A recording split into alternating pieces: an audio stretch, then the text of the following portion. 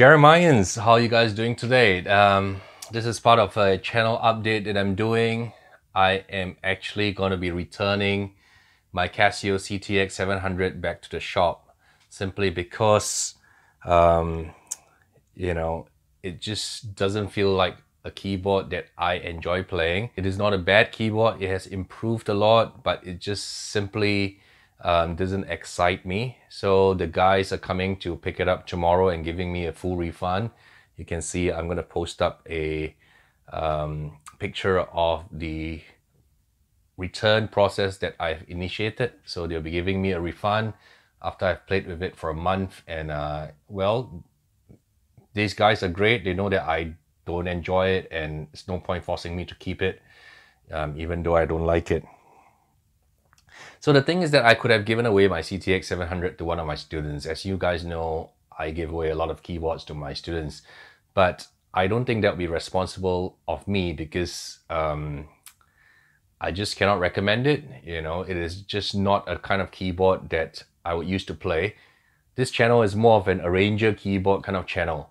So from the point of an arranger keyboard, the CT-X just doesn't cut it for me. What the Casio CT-X would be great for would be if you are playing in a band and you need a lot of electric piano sounds. You need a lot of bright piano sounds to kind of cut through your the other instruments and stand out a bit more. That'll be great for you if you're using it as part of a DAW, D-A-W, and you're using the synth sounds, the synth bass. That'll be great board for you as well. But as an arranger keyboard, it just doesn't cut it because personally for myself, I use mostly the acoustic instruments like the flutes, the bassoons, oboe, clarinets, harmonica, accordions, trumpets, trombones, flugelhorns, guitars, and all these instruments just doesn't have that sweetness that I find in the other brands of keyboard, and predominantly Yamaha and Korg. So hopefully this will free up some money and then I can get a different keyboard and do more unboxing for you guys and have more song demonstration and tutorials for you guys with a keyboard I really enjoy playing. The thing is, the Casio, when I enter my music room, okay, this is my music room. I have all my musical instruments in this room and I do all my recording here as well. When I enter this room, I don't feel attracted by the Casio to sit down and play it. The first instrument I sit down and play are my Yamaha instruments. So it's really sad because Casio, I believe, has really closed the gap with the AIX sound generation system. It is really very good improvement, but it still hasn't caught up in the instrumental realism department, and that is something which I hope that in the next generation of the CT-X it will be corrected. So the next reason I'm returning this instrument is also because the rhythms and the styles that is built into the keyboard that has been programmed by the Casio musicians just sounded a bit stiff and not as groovy as I would like it. It's kind of mechanical and still has a bit of that iconic plasticky 1990s Casio feel to it. So I'm not a fan of it. And I think two killer functions for me here is the lack of ability to mix the different layers and the split voices. So, you know, whatever is the default volume for all the layers and splits that Casio has programmed, you are stuck with it. Unlike the Casio CT-X 3000 and 5000, where you can play around with the parts in a mixer, but you cannot do that in the CT-X 700 and 800. That is a deal breaker for me. And for recording as well, I really enjoy having a USB audio output, which makes life a lot easier. I don't have to use a recording interface. Right now it's kind of cumbersome. I have to plug in a set of wires to my musical interface and my recording interface to my computer. It's just a whole mess of wires. I mean, this is like, you know, 2018, right? I mean, you would expect the keyboard to be able to do that. And also there's no ability to record USB direct to thumb drive, and I think that's a bummer because these are not difficult stuff to implement. I don't think it's gonna move up the cost a lot, but it's just not found in this keyboard. And the key bed, a lot of subscribers and viewers has been asking me about the feel of the keys and how I think it is. The keys are a little bit firmer on the Casio than on the Yamaha E series.